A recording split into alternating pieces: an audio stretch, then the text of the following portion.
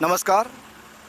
अस्तित्व अगर देखा जाए तो बहुत छोटा सा शब्द है, लेकिन अपने आप में समाये है हमारी मातृभाषा, हमारी संस्कृति, हमारी विरासत।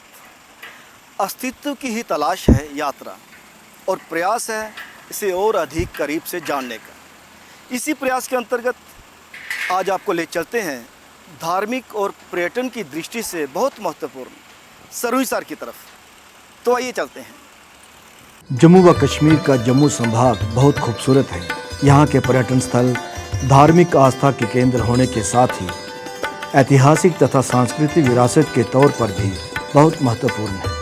इन्हीं में एक है सरुईसर। जम्मू से लगभग 24 किलोमीटर दूर जिला सांबा में बसा सरुईसर एक छोटा सा कस्बा है। सरुईसर जो इसी नाम की बहुत ही खूबसूरत झील है और ऐतिहासिक दृष्टिकोण से और प्रदेश के पर्यटन मानचित्र पर बहुत महत्वपूर्ण स्थान रखती है। जम्मू से सरुईसर की यात्रा अपने आप में एक सुखद अनुभव है। आसपास का वातावरण प्रकृति के मोहपाश में बंधा सा लगता है। घना जंगल पक्षियों और जानवरों के लिए वरदान साबित होता है।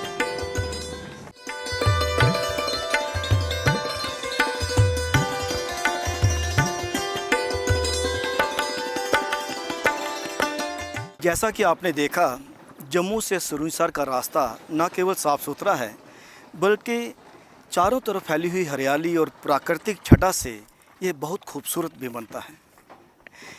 यहाँ पर कई स्थानों पर इन पहाड़ी रास्तों पे व्यू पॉइंट्स हैं, जहाँ से दूर दूर तक देखकर आप प्रकृति के साथ रोमांच और रोमांस के साथ बंधा पाते हैं। जम्मू से सरुईसर के रास्ते में पर्यटकों की सुविधा के लिए कई स्थानों पर व्यू पॉइंट्स बनाए गए हैं। इन स्थानों से दूर दूर तक जहां तक नज़र जाती है, ये नज़ारे आत्मसात करने का मन करता है।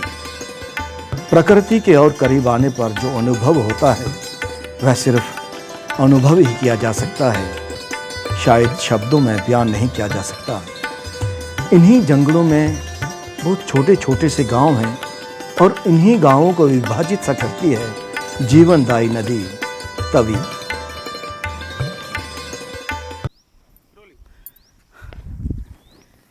जैसा कि आप जानते ही हैं, तवी को जम्मू की लाइफलाइन भी कहा जाता है और इसी व्यू पॉइंट से आपको सूर्यपुत्री तवी के भी दर्शन होते हैं।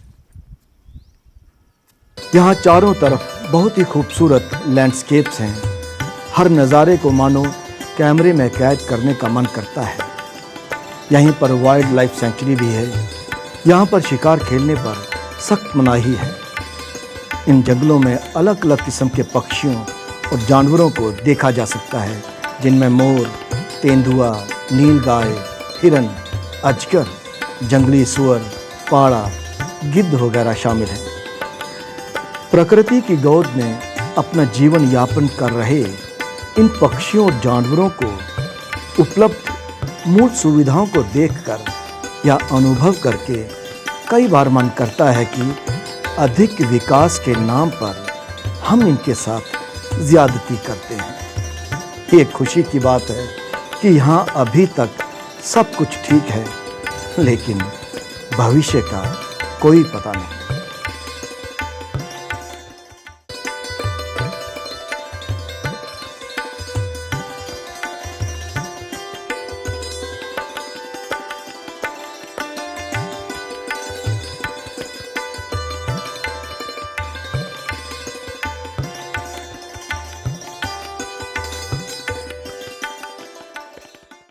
सरुईसर कस्बे का नाम वास्तव में बहुत ही ऐतिहासिक और धार्मिक दृष्टि से महत्वपूर्ण झील सरुईसर के नाम पर पड़ा है।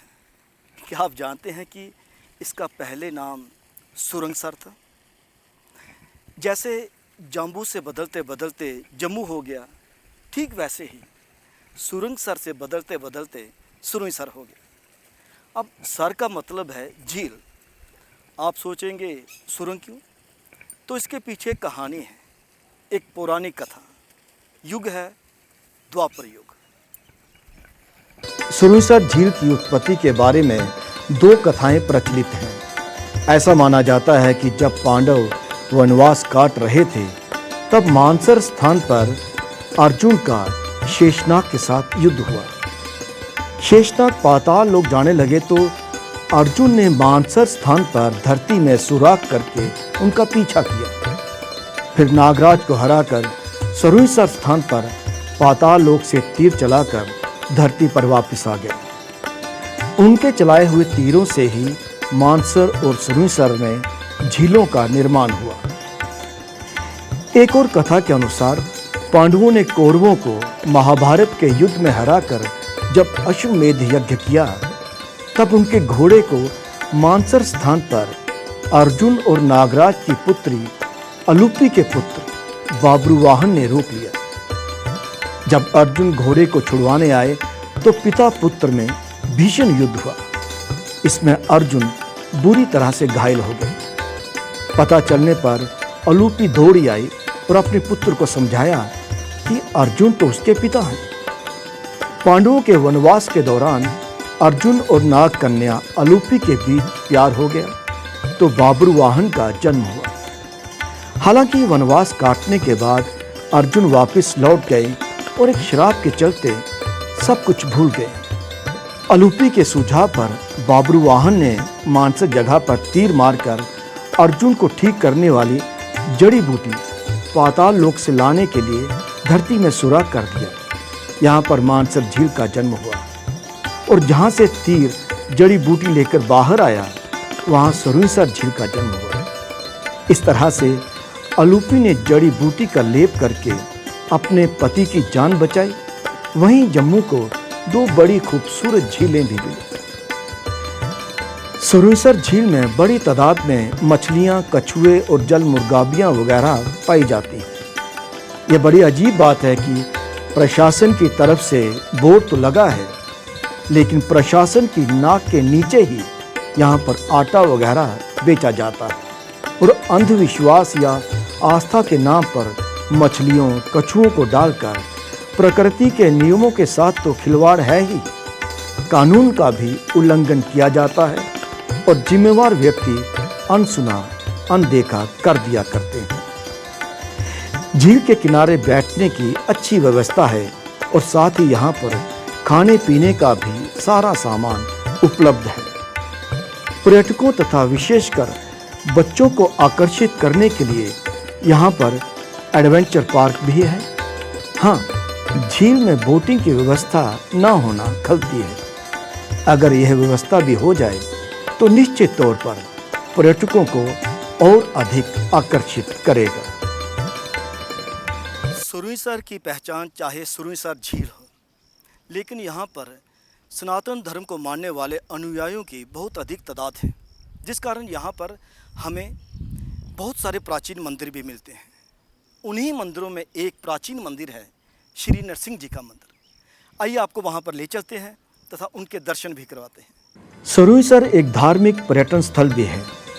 यहाँ का प्राचीन श्री नरसिंह मंदिर धार्मिक विरासत में भी महत्वपूर्ण स्थान रखता है। मंदिर में भगवान श्री नरसिंह, हनुमान, शिव परिवार, काली माता, वैष्णो माता और राधा कृष्ण खूबसूरत मूर्तियों के रूप में विराजमान है। ऐसी मान्यता है कि जो भी यहाँ पर आकर सच्चे मन से प्रार्थना करते हुए मन्नत मांगता है, वह जरूर पूरी होती है। तपस्वी करके बाबा आए थे, वो नरसिंह भगवान का भक्त थे, तो उन्होंने यहाँ तपस्या किया और सबसे पहला मंदिर नरसिंह भगवान का मंदिर, वो 150 साल पुरानी है, उन्होंने बनाया था। उसके बाद फिर बाबा लोग आए, धीरे धीरे कोई कुछ बनाया, कोई कुछ बनाया, तो ये चलते आ रहा है। और यहाँ पर कोई भी किसी का औलाद नहीं होता है, किसी का कुछ काम नहीं बनता है, तो भगवान का पास आके मन्नत मानते हैं तो वो काम उसका सिद्ध हो जाता है। ये सिद्ध जगह है। इस जगह को महिमा मैं क्या बता सकता हूँ। मैं रह रहा हूँ, मैं एक तपस्या करने के लिए निकला था, तो यहाँ तपस्या के लिए मुझे अच्छा जगह मिली है, तो ये बहुत महिमा है इस जगह का। तो जो भी इस बात को सुनता हो, सब कोई आके देखे यहाँ कितना कैसा एनर्जी है, पॉजिटिव एनर्जी भरपूरा है यहाँ पर। ना कोई साउंड पोल्यूशन है, ना कोई पोल्यूशन है, केवल एनर्जी भरपूरा है यहाँ। हमारे यहाँ पर चिंतकों की कोई कमी नहीं है। ये चिंतक अक्सर अपनी मातृभाषा, अपनी संस्कृति और अपनी विरासत के प्रति चिंतित रहते हैं, लेकिन यह चिंता सिर्फ चिंता तक ही सीमित रहती है। नतीजा, खैर, अगर चिंता सार्थक परिणाम दे तो चिंता सार्थक और चिंतक भी प्रशंसा के पात्र। आइए अपने अस्तित्व के प्रति सचेत हो जाएं और अपनी विरासत को जन जन तक पहुंचाएं। हमारी विरासत बहुत समृद्ध है, हमें इस पर गर्व है और यही बात हमें औरों तक भी पहुंचानी है। यात्रा के अगले अंक में चलेंगे किसी और मंजिल के तरफ, आप सभी के साथ यही सुखद अनुभव साझा करने के लिए। तब तक नमस्कार।